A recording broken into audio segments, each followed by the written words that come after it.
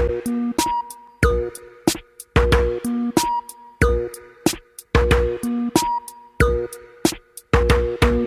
a scary gargoyle on a tower that you made with plastic power. Your rhinestone eyes are like... Originally from Rhode Island, born and raised. And as a kid, you know, I grew up around my grandparents, my great-grandmothers from Naples. We were always doing things like making clam chowder or going harvesting mussels, or it was always about lobster.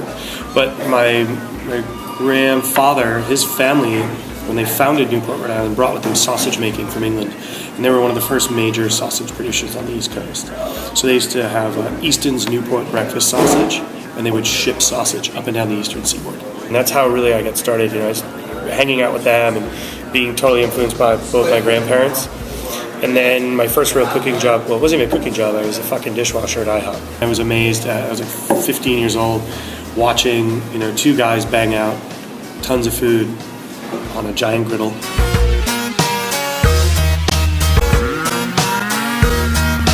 Every work experience is really influential, whether it's a bad work experience or a good work experience. What I thought sucked at the time, what I was so mad about at the moment, has turned into, you know, I look back now and it's just like the light bulb goes on now and I'm like, aha, now I get it. You know, it's like, that's why I was being pushed, or this is what was going wrong that I was doing. Because now I'm in that role that chef was in, and I'm having to deal with the same thing he had to deal with, which is pretty much I was probably doing the same fuck off stupid shit. I learned how to do high quality volume with Bob Kincaid. I learned about historical cooking with Mark Miller at Red Sage. And then I moved to California and worked with Tracy Desjardins, and you know, that was kind of the introduction to beautiful California produce. I've been fortunate enough to work in Asia, I've worked in England, I've worked, you know, staging at all these different restaurants all over, and it's, every experience has been pretty dramatic.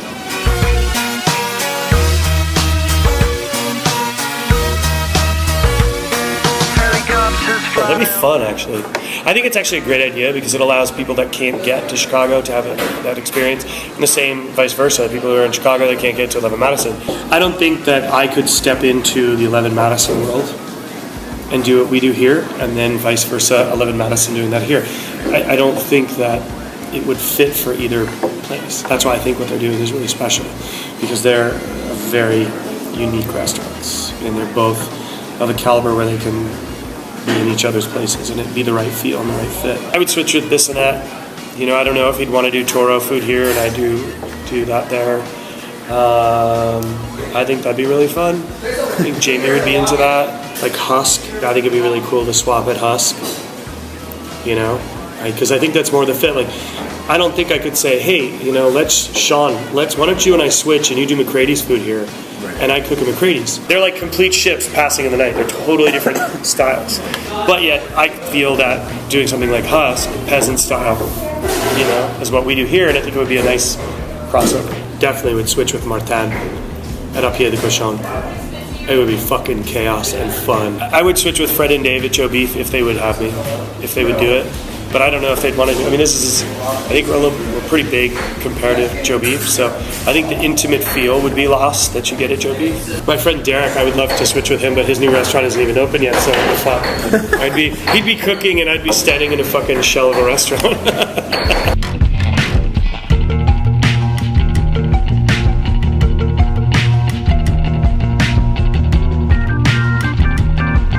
I don't think David has fucking kids. How is that feasible?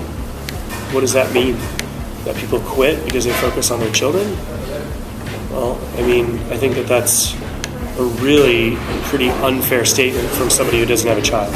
Unless one has personal experience with it and can say his food was better before he had a kid and sucked after, I don't think that that's appropriate. You know? You can't cast a stone if you don't have the information. I don't think Daniel Patterson's food has sucked. So he has 2 children. Rene Redzepi has children, doesn't he? His food don't suck either, does it? Fuck, Fred and Dave at Joe Beef have kids. Their food don't suck. Martin Picard has children. His food don't suck. I can keep listing people. I just feel that that's a pretty single man's comment. I don't have the luxury in life of picking up and getting on a plane and traveling anywhere I want, when I want, how I want. And maybe that's where that comes from, because that's a form of inspiration for him and a form of educating himself that comes from the travel and the freedom of travel. I don't have that luxury in life, but I don't feel that any of those chefs that I've mentioned, food has declined since they've had children.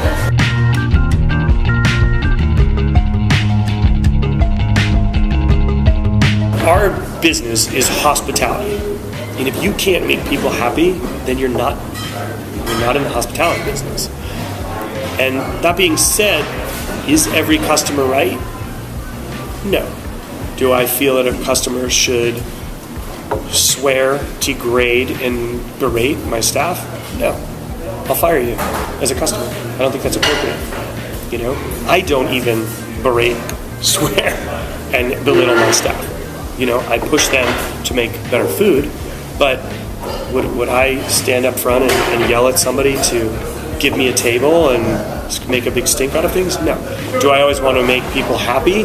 That's my whole goal. That's why I got into this business.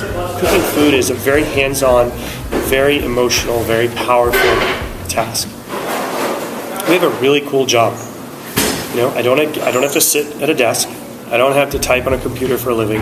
My goal in life is to make people happy. And every time a new customer comes in, I have that opportunity. That's a pretty cool job. Our goal in life is to feed people. It's to bring smiles to people's face.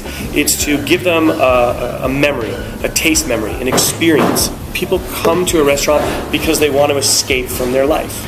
They want to escape from that moment. That's why people go to movies. But ultimately, they're coming to have a good time. And sometimes your idea of a good time isn't their idea of a good time. Whether that may be a dish, the way that they're spoken to at the table, or the wine that they choose. And I think there's a point in which you have to realize that the guest can be right, and the guest a lot of times is right, but it doesn't mean they're right every single time. I think that there's a balance to be made. I think Danny Myers has done a really excellent job at setting some really high standards for dining room service and treating the guests well, and I think that's important. Do I think that it's 100% perfect? Well, I don't know. I'm far from perfect too, so what the fuck do I know? My son is inspiring because he draws things or says things that I think we take for granted every day. A bad meal is inspiring because you can go out and have a really shitty experience, and it inspires you to make what you do even better because you never want anybody to experience that, whether it be bad service or bad food. A great meal is always inspiring because it inspires you to be better. I was fortunate enough to go to the Grand Canyon for Top Chef Masters, and to be able to stand in that just sheer awe of nature is pretty amazing. Harvesting my first animal was a very inspiring moment, but it was also a very horrifying, sad. There was loathe, there was hate, there was love. It was all combined in one. So I think there's so many things in life that inspire people, and I think it's not just one thing that makes that change.